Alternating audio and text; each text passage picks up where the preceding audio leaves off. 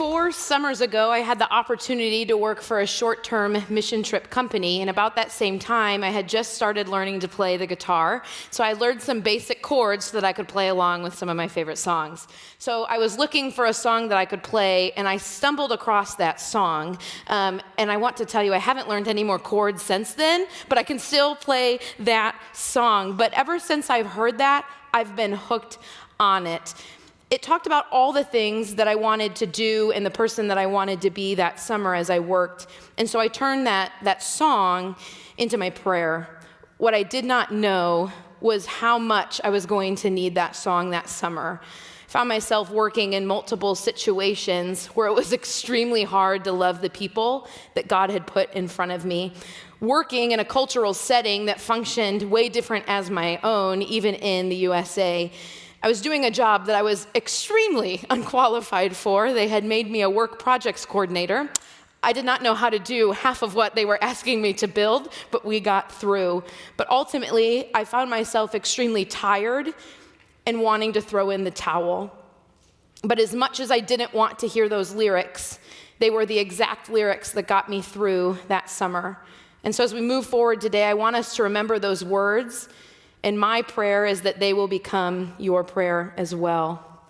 Well, I'm Lauren. I'm a pastor here at Crossbridge, and something you may not know is that I actually grew up in this church since the 3rd grade. And so today is a really strange but really cool day for me as I'm just serving in a different way. But I want to take a moment and thank all of you for loving me, for teaching me, for giving me space to learn, and ultimately helping me to become who I am today.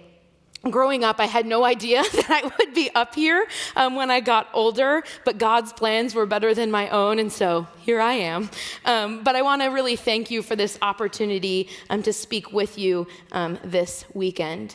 We're in week 2 of our series called Stepping Stones, where we're diving into a few of the practices of our faith as we move forward in our personal faith walks. And I fully believe that this series will help each of us, me included, to grow as we talk about these different things. Last week, Harold talked about the importance of serving inside the church, and he focused a lot on the word compassion, but we want to thank you for all of you who filled out the serve cards and are joining us by serving here at Crossbridge, because we truly believe that serving will help us grow in our faith walks. If you didn't have the chance to do that, they're always on the app or on the website, and you can also pick one up at the coffee bar at any time. It's never too late to join us by serving in a ministry.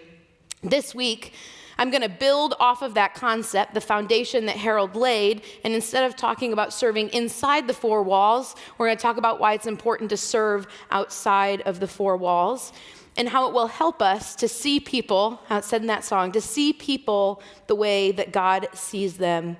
And I'm going to give you a forewarning because some of this stuff gets me really excited. So just bear with me as we get going. As I was preparing for this message today, there was 3 different stories that stood out to me about this topic, and I want to take a moment and look at each of them because I think they each have something unique for us to learn from them. And before we get going into those stories, there's one scripture that I think we need to keep as our foundation of everything else that we talk about today. It's found in Luke chapter 10, verse 27, and it says this: "You must love the Lord your God with all of your heart, all your soul, all your strength, and all your mind, and love your neighbor as yourself." We're reminded here that the most important thing we can do is to love God. Love God with everything we have. When we fully are loving God, God's love should pour out from us, or I often use the term ooze out from us. I just like that image that it puts in my brain, that God's love should ooze from everything that we have. One of the things I was thinking about was, if we don't keep God as our foundation, and we skip that first part of that verse, and we jump to the "and love your neighbor as yourself," we're just really good people.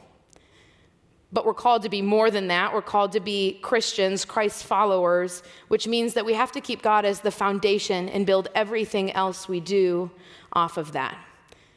So if we're supposed to love our neighbors, am I talking just about the people who live next door?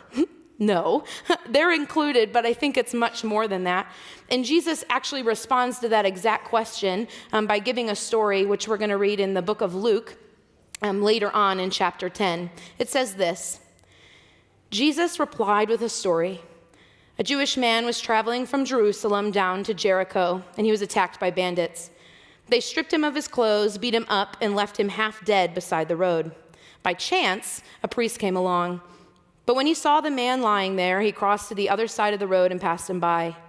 A temple assistant walked over and looked at him lying there, but he also passed by on the other side. Then a despised Samaritan came along, and when he saw the man, he felt compassion for him. Going over to him, the Samaritan soothed his wounds with olive oil and wine and bandaged them. Then he put the man on his own donkey and took him to an inn where he took care of him. The next day, he handed the innkeeper 2 silver coins, telling him, "Take care of this man. If his bill runs higher than this, I'll pay you the next time I'm here." Now, which of these 3 would you say was a neighbor to the man who was attacked by the bandits? Jesus asked. The man replied, "The one who showed him mercy." Then Jesus said, "Yes, now go and do the same." A neighbor is anyone who needs some compassion, anyone who just needs a helping hand, anyone who needs some love. And I think we all find ourselves in that position at one point in time in our lives. I had 2 main thoughts when I read that story this time around. First of all, that the Samaritan didn't give the hurt man a Band-Aid and help him up on his feet. He didn't just choose the quick fix option because it was there, but he didn't choose it. I want us to go back and read those verses 34 and 35. Going over to him, the Samaritan soothed his wounds with olive oil and wine and bandaged them. Then he put the man on his own donkey, took him to an inn where he took care of him. The next day, he handed the innkeeper 2 silver coins, telling him, "Take care of this man. If his bill runs higher than this, I'll pay you the next time I'm here." The Samaritan helped this hurting man in multiple ways. Not only did he stop and give him a Band-Aid, but then he took him to an inn where he could rest and heal more. And he didn't just leave him there, but he paid for it and paid for the future of his well-being. As Americans, I think we're extremely good at finding the quick fix to things. We use Flex Seal and duct tape rather than taking something in for a repair. We find hacks to weight loss rather than long-term permanent solutions and life changes. We swing through fast food places rather than stopping and taking the time to make a home-cooked meal. Our washers and dryers even have speed cycle options to them. And one of my favorites is that we have slip-on shoe options rather than shoelaces. Because as a child, I'd take my tennis shoes and shove my foot into them. And my mom would often correct me of, "Lauren, you're ruining the back of your shoe." And all I knew as a kid was that it was much quicker and easier, but I found the quick fix solution to things. And I know those are some pretty silly and off-the-wall examples, but I really think that they point to this concept that we are constantly looking for something that's faster, something that's easier, something that's less money, less time, fill in the blank. But the Samaritan could have easily done those things. He could have easily given this man a hand up, given him a few dollars or a Band-Aid, and then went off on his way. But he chose the time-consuming fix, the messier fix, and the more costly fix. Secondly, as Christians, I think we need to work to be the first person to stop and help those in need rather than the last. People passed this hurting man, and it wasn't just one person. The story tells us 2 that we know of, and they weren't just your average people either. It was a priest and a temple assistant, which is the equivalent of a pastor and another staff member of a church. Surely, if anyone was going to stop, it was going to be them. Wrong. They didn't. But I think that is a challenge to us, that we need to work to not fall into that trap, to pass people by who are hurting, that we need to work to be the first person to stop and help when we find people in need. And when we do stop, to not just give the quick fix, the easiest solution, but to truly see a person, see their needs, to see them as a human, and to see how we can truly walk alongside that person in the long haul. The next story I found, Pastor Harold talked about last week. And if he tells you that it was his story first, it was mine. We had a bit of an argument over, but I think I found it first, so I'm going to claim credit. But I really think that we can look at it again because there are still some things for us to pull out, even when some of the concepts are the same. So in case you weren't here, this story is the story of Jesus when he feeds the 5,000. It's found in the book of Mark, chapter 6. This is what it reads. The apostles returned to Jesus from their ministry tour and told them all that they had done and taught. Then Jesus said, "Let's go off by ourselves to a quiet place and rest a while." He said this because there were so many people coming and going that Jesus and his apostles didn't even have time to eat. So they left by boat for a quiet place where they could be alone. But many people recognized them and saw them leaving, and people from many towns ran ahead along the shore and got there ahead of them. Jesus saw this huge crowd as he stepped from the boat, and he had compassion on them because they were like sheep without a shepherd. And from there, we know that Jesus goes on to teach the people the word of God, and then he recognizes that they're hungry, and so that's where we see the miracle happen of 5 loaves and 2 fish. He takes that and he multiplies it and proceeds to feed 5,000 men plus their family and children, and there was even things left over. Now, I mentioned that I've grown up here at the church. I've heard this story many, many, many, many times. And every time I've read it, I feel like I've been focused on the miracle itself because, it's the miracle. And it's like the climax of the story. But this time I was more struck by the information that were given that precedes the miracle itself. Jesus was trying to take his men away so that they could rest, take a break, fill themselves up before they went out on their next adventure, just have some downtime together. But it didn't work because people had found them. And I thought about this and said, like, how many times does that happen to us where we just want a few minutes alone and then somebody finds us? Maybe you have kids and you put yourself in a pantry or a bathroom or a bedroom and they're like knocking on the door, like, "Let me in, Mom, Dad." Or maybe you take a few minutes and you just close your eyes and then you have a dog who decides that's the perfect time to play. Or maybe you're a teacher and your students have a million questions and you just need a break, so you hand them some busy work. And then they're not doing it, and they still have these questions. I work here at the Ottawa campus, and oftentimes when I'm here and I pull into the parking lot, if I see Erica's car, Erica's our Crossbridge Kids director, I come into the building, I set my stuff down, and then I go on a hunt to find where she's at. It might be obvious, but maybe not. I'm extremely extroverted, and Erica is the opposite end, is extremely introverted. So I love to be around people, don't like to be by myself. Erica loves her alone time and prefers not to be around people all of the time, although she loves people. And so I thought about this and how I get into the building, and then I'm like through the back hallway and into the rooms, because Erica is notorious for finding a new space to work in the church, some cozy corner that she's placed herself in. And I'm not going to give away her spots. So if you ever need her, you're going to have to find her yourself because she's pretty good at hiding. But that's exactly what happened. These people saw something of Jesus's. They saw the boat, they saw him, they saw his guys, and they went to go find him because they wanted to be with him. They wanted to go say hello. And I'm reminded that Jesus had 2 choices, right? Jesus was human, is the same sense that Erica has choices when I go to find her. She always says hello and gives me a hug. But Jesus had himself 2 choices. Option number 1, ask the people politely to just give them a few minutes and that Jesus would get to them after. Option number 2 was to drop everything, sacrifice his rest and his quiet for a little bit, and serve the people that God had placed in front of them.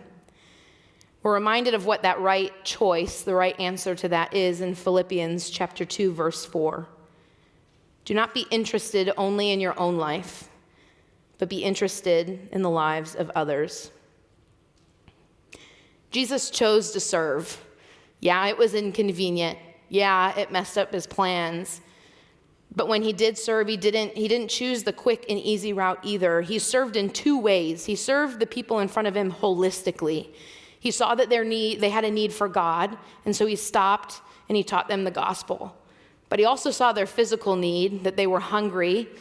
And so the disciples offered Jesus the quick solution, which was to go and let them find something to eat. They'll go through McDonald's, they'll go to fast food, wherever they're going to head. But Jesus said, no, we're going to feed them, which took a lot of work and time and energy. I don't think that these concepts of serving the people around us started with Jesus, though. He's a great human example that we can look to. But we can go all the way back to the Old Testament before Jesus even physically lived on earth and see examples of serving, specifically in cross-cultural settings. I want to look at the story of when Moses was born. You may know that Moses goes on to be a key character in the Bible and does a lot of great things. But this is the story of when Moses was brought into this earth. And this is found in Exodus, the end of chapter 1, it goes into chapter 2. It says, "Then Pharaoh's the ruler of Egypt, gave this order to all of his people. Throw every newborn Hebrew boy into the Nile River, but you may let the girls live." About that time, a man and a woman from the tribe of Levi got married. The woman became pregnant and gave birth to a son. She saw that he was a special baby and kept him hidden for 3 months. But when she could no longer hide him, she got a basket made of papyrus reeds and waterproofed it with tar and pitch. She put the baby in a basket and laid it among the reeds along the bank of the Nile River. The baby's sister then stood at a distance watching to see what would happen to him. Soon, Pharaoh's daughter came down to bathe in the river, and her attendants walked along the riverbank. When the princess saw this basket among the reeds, she sent her maid to go get it for her. When the princess opened it, she saw the baby. The little boy was crying, and she felt sorry for him. Some translations even use that word, compassion, that she had compassion for him. "This must be one of the Hebrew children," she said. Then the baby's sister approached the princess. "Should I go and find one of the Hebrew women to nurse this baby for you?" she asked. "Yes, do," the princess replied. So the girl went and called the baby's mother. "Take this baby and nurse him for me," the princess told the baby's mother. "I'll pay you for your help." So the woman took her baby home and nursed him. Later, when that boy was older, his mother brought him back to Pharaoh's daughter, who adopted him as her own son. The princess named him Moses, for she explained, "I lifted him out of the water." Do you understand what just happened? Because I watched this story in VeggieTales format many times, and I didn't understand what was going on.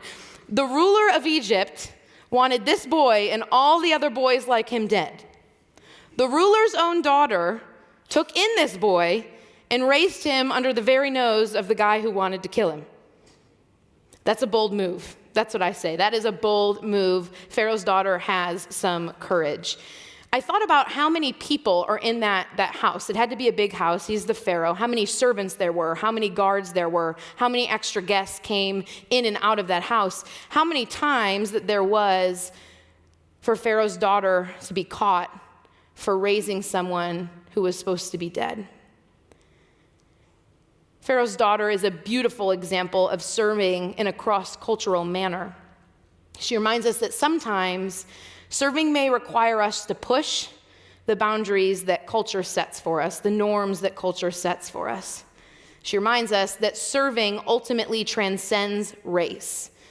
Egyptians in this time viewed themselves as superior to the Israelites. The Israelites were physical slaves for the Egyptians, and so rather than falling into that mindset, she switched it up and she embraced him as her own. Pharaoh's daughter reminds us that when we serve people, we should view them as family. She reminds us that when we see people, especially people who initially we see different than us, we should respond with compassion and love and open arms. She reminds us that we should protect the most vulnerable.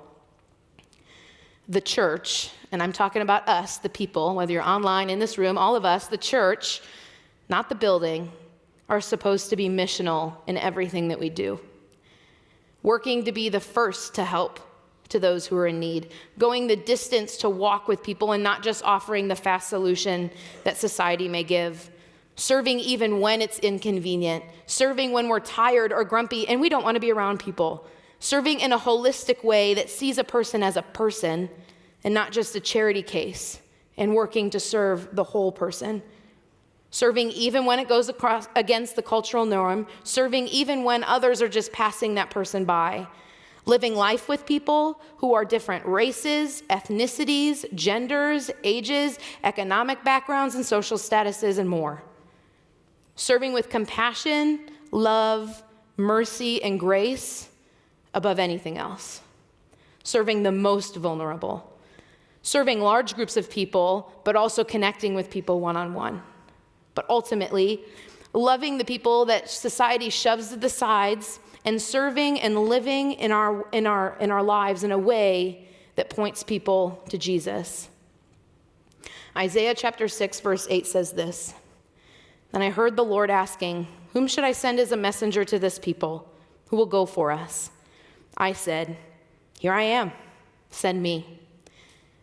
Our missionaries, the Seneca family, are the perfect example of that verse. They were open to where God was leading them, so they went, and now they're thriving because they're in the palm of God's hand and serving him in the way that he has called them to do. It changed them from the inside out. And now I think that God sometimes sends us to other countries, but he also sends us to our physical neighbor, the house next door, across the street, into town, into the community, and everywhere in between.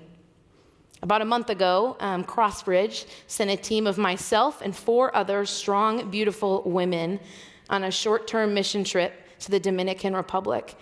And I'll tell you, we learned a whole lot while we were there, and we wanted to share those things with you. So take a look at this. On our mission trip to the Dominican Republic, I learned that Dominican culture is rich and fruitful, and there's so much to learn, so much to have fun with, and we had a great time experiencing all of it.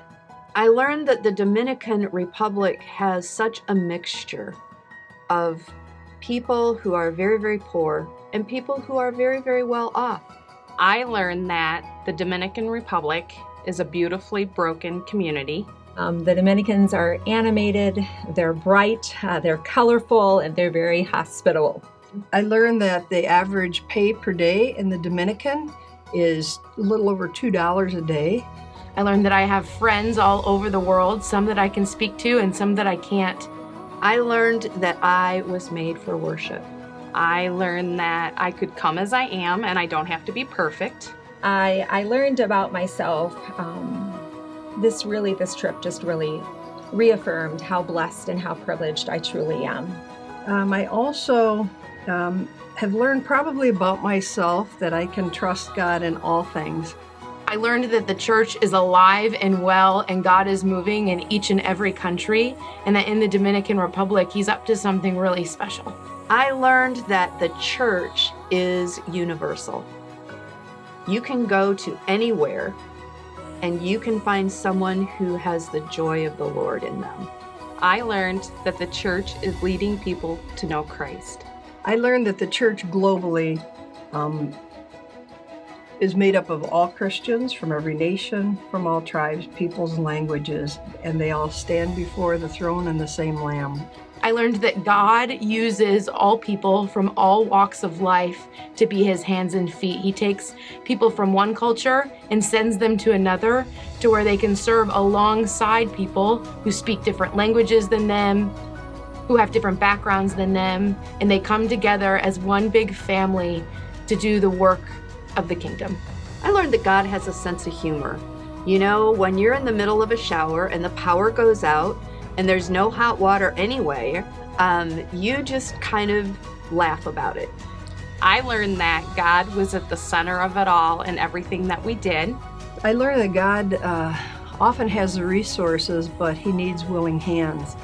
I learned that Jesus does love the little children, regardless what part of the world you may live in. Even as Americans, we can be different ages, different races, different seasons or stages in our lives, but God's love is wide enough to include each and every one. I feel like this was such a wonderful experience that it's hard to put into words. So I really hope that any of you who have ever had any indication or any inclination that you'd like to go on a mission trip, that you'd really consider it, because I think not only will you be helpful in the projects that we work on, but I think you will be a changed person when you get home.